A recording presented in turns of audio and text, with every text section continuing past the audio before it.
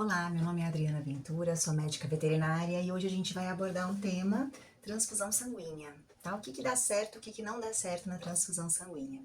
Primeira coisa, a gente precisa testar o sangue do doador, né?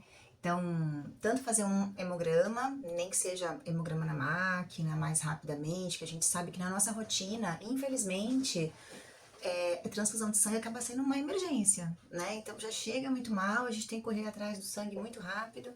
Então, se a gente conseguir fazer um hemograma e um teste de compatibilidade do doador, é muito interessante. Mas o hemograma seria, assim, fundamental para a gente ver se ele tá apto para doar esse sangue, né?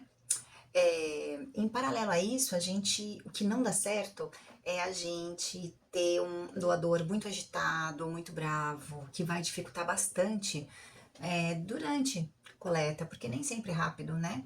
Então, um doador mais calmo, passivo, acaba sendo um pouco mais fácil. Se não tiver jeito, esse doador pedir autorização para o tutor, né, para fazer sedação, para facilitar um pouco e ter menos estresse durante o procedimento. Uma outra coisa que também não dá certo é a gente não ter um número de pessoas suficientes para a gente proceder à transfusão. Eu costumo dizer que tem que ser no mínimo 4, né? Claro que a gente consegue fazer menos, a gente com menos gente, a gente consegue, mas não fica legal, gente. Fica bem tumultuado, porque assim, se você não tem um homogeneizador, você precisa de alguém homogeneizando esse sangue constantemente na bolsa e tendo uma noção do quanto já tem de sangue ali. Se tiver uma balança digital, melhor ainda, porque você pesa de vez em quando para ver se já tá a quantidade ideal, né? Então, um homogeneizador, uma pessoa que vai coletar, a outra pessoa que vai segurar e às vezes, se for o caso, até garrotear a jugular, alguma coisa, né? E a outra pessoa que vai estar ali de stand-by para ajudar, para pegar alguma coisa que esteja sendo necessária, para ajudar a segurar, né? Porque nem sempre um só dá. Às vezes a gente precisa de 2 ou até 3 para segurar o animal, dependendo de como ele é. Então já tem que ter uma estrutura, né, humana ali para você conseguir fazer isso de forma mais assertiva e que dê menos trabalho possível, né? Porque a transfusão por si só já não é um procedimento fácil, a coleta. Então, quando a gente tem doador agitado, não dá certo. Quando a gente não testa o sangue do doador, tende a não dar certo. Não se preparar antes também é uma outra coisa. Como que é a preparação? Por exemplo, eu vou coletar sangue de um gato, eu preciso só de 50 ml, eu vou usar uma bolsa? Você pode usar uma bolsa, mas é um tanto quanto complicado, porque você vai ter que tirar bastante CPDA dali de dentro e vai usar 1/10, né, da bolsa. Então acaba sendo mais fácil e mais ideal você colocar o CPDA dentro de seringas, né? 5 seringas de 10 é o ideal? Não é, porque acaba desencadeando hemólise e a gente tem que ir colocando esse material sanguíneo que foi coletado na seringa em um outro recipiente, né? Em um outro recipiente, desculpa. E esse recipiente a gente tem que ir de forma bem lenta para causar menos hemólise possível, ir homogeneizando. Então, no caso de gatos, tem que ter seringas, você tem que calcular o CPDA, você tem que ter as agulhas, você tem que ter o outro frasco para despejar, você tem que ter o equipo de transfusão, tanto quando tem bolsa, quando é seringa, tá? Então, são alguns métodos que a gente pode usar. Então é muito importante que antes de você começar tudo, antes de você estar com o doador, com o receptor desse sangue, né, que já pode estar acessado e tal, mas é muito importante que você tenha toda a estrutura já na sua mão ali, né, tudo pronto, para que enquanto não tá segurando o animal não saia correndo buscar mais alguma coisa, que isso realmente não dá certo, tá?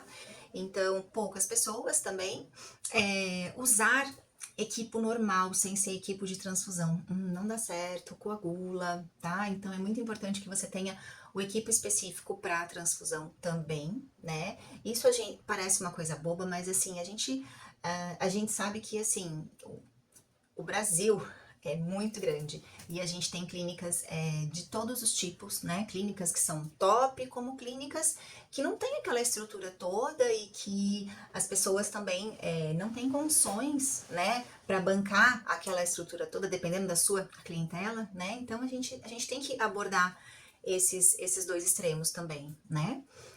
Agora, o que dá certo na transfusão sanguínea? Melhor posição pro paciente doador. Então, é muito importante que você não saia já furando, sabe?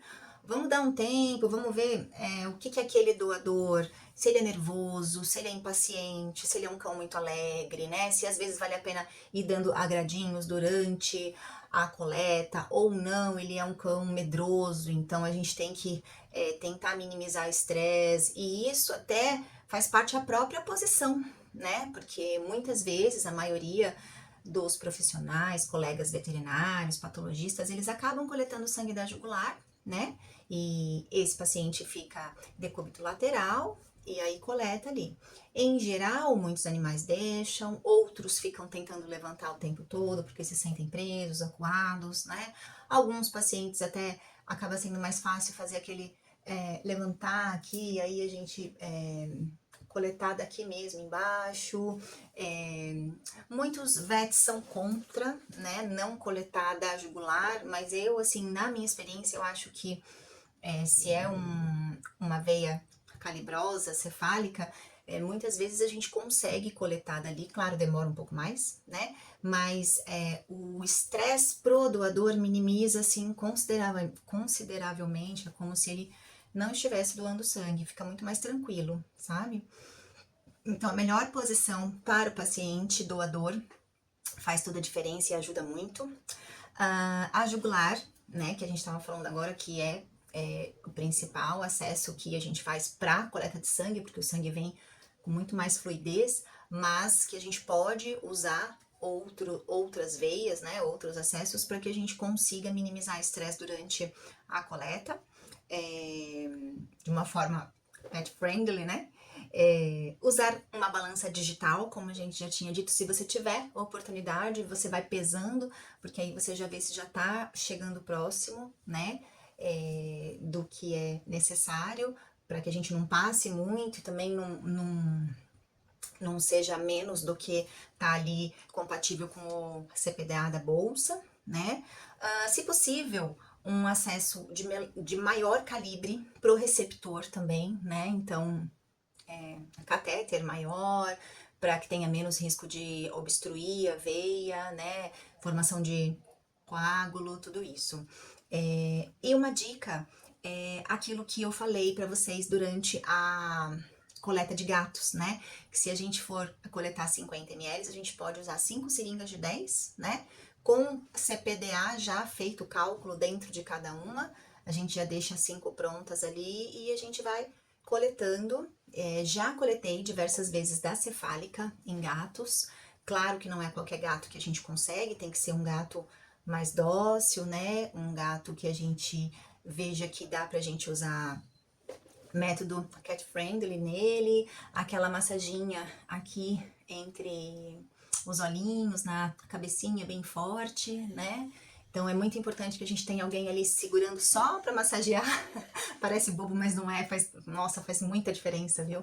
A gente consegue muitos procedimentos em felino dessa forma e muito mais fácil do que a gente segurar, do que a gente conter. Cangote, nem pensar, que já não se usa mais isso faz muito tempo. Isso só assusta o gato e deixa ele menos receptivo para qualquer coisa, né? E aí, gostou do tema? Espero que você tenha aproveitado o conteúdo. E se você tiver alguma dúvida, clica no link da descrição e me chama lá na consultoria, que eu tenho o maior prazer de te ajudar.